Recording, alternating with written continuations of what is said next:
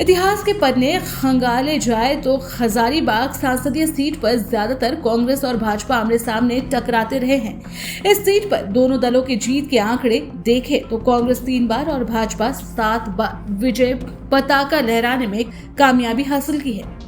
कांग्रेस आखिरी बार 1984 में हजारीबाग संसदीय सीट में अपने नाम की थी और अब 40 वर्ष बाद उन्हें एक अदद जीत की दरकार है। वहीं इस सीट पर 1979 में पहली बार काबिज होने वाली बीजेपी न केवल 7 बार इस सीट पर जीत का झंडा गाड़ा है बल्कि 2009 से लगातार इस पर काबिज भी है।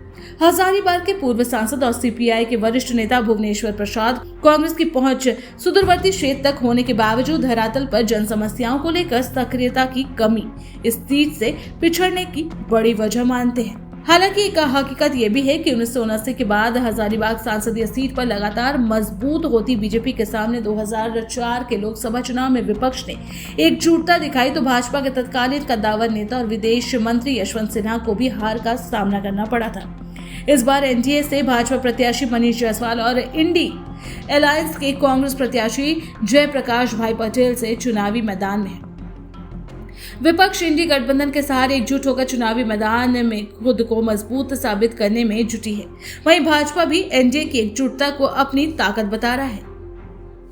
बीते 1 मई को मनीष जायसवाल के नामांकन सभा में भाजपा की ओर से राजस्थान के मुख्यमंत्री भजन लाल शर्मा समेत भाजपा आजसू और एनडीए में शामिल अन्य दलों के नामचीन नेताओं की मौजूदगी दिखी। तो बीते 1 मई को ही कांग्रेस प्रत्याशी जेपी भाई पटेल के नामांकन सभा में सूबे के मुख्यमंत्री चंपई सोरेन समेत कांग्रेस राजद झामुमो के अलावा इंडिया अलायंस में शामिल दलों के दिग्गज नेताओं की शिरकत होना ये साबित करता है कि दोनों गठबंधन शक्ति प्रदर्शन से लेकर आमजनों तक पहुंच बनाने तक कोई कसर नहीं छोड़ना चाहते। बहरहाल मोदी की गारंटी और बीते 10 वर्षों के कार्यों के आसरे बीजेपी को इस बार भी जीत की उम्मीद है तो विपक्षी एकजुटता और जातीय समीकरण के बलबूते 40 वर्षों का सूखा समाप्त कर कांग्रेस भी विजय आस लगाए बैठी है। ऐसे में देखना दिलचस्प होगा कि लोगों का रुझान इंडी अलायंस की ओर जाता है या लोग मोदी गारंटी पर ही अपना भरोसा जताते हैं। आजादी के बाद 3 बार जीती है यहाँ कांग्रेस। पहला 1952 में रामनारायण सिंह जीते थे, दूसरा दामोदर पांडे जीते 71 में, चूंकि इंदिरा गांधी ने उसमें गरीबी हटाओ का नारा दिया था। 1984 में भी दामोदर पांडे दोबारा इसीलिए जीते चूंकि इंदिरा गांधी की हत्या हो गई थी और जो सहानुभूति के उसमें भी मुझे 1,17,000 वोट मिला था। कांग्रेस हजारीबाग हो रामनगर हो जमीन स्तर पर उसका संगठन बहुत कमजोर है, नहीं बराबर। ये ठीक है उसके अध्यक्ष है जिला के, दूसरे सब जगह है, वो अलग बात है। और से जीता भी है, अभी तो उसका 3 मिले था, तो हार गया। 2 मिले आस भी है उसके बड़का गाँव और इसके बावजूद भी अभी क्योंकि इस बार तो सबका साथ है उसका। झारखंड मुक्ति मोर्चा उसके साथ है, राजद उसके साथ है। तो देखिए क्या होता है रिजल्ट। 1996-98 नियामत कहिए बराबर कांग्रेस यहाँ पर लड़ा, लेकिन कभी भी जीता नहीं।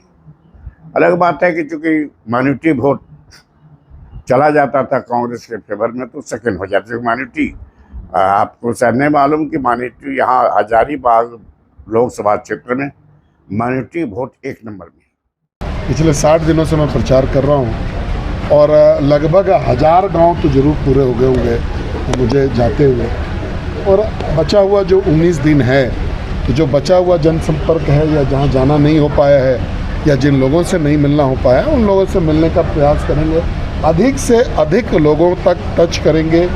मोदी जी का एनडीए का जो वर्षन है उनको उन तक ले जाने का प्रयास करेंगे। भारत को विश्व गुरु बनाने का जो अभियान है नरेंद्र मोदी जी का, उसको पूरा करने में पूरी तरह से लग जाएंगे। लोग युवा आज अपने रोजगार के लिए दर भटक रहे हैं। 2 करोड़ की नौकरी की घोषणा किया गया था, वो मिला नहीं।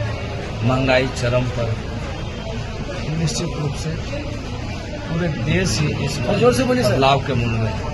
देखिए सबके अपने अपने दल के अपने समर्थक अपने एलाई दल के सपोर्ट में लोग आते हैं, टक्कर कहीं नहीं है, एकदम बाजार साफ है।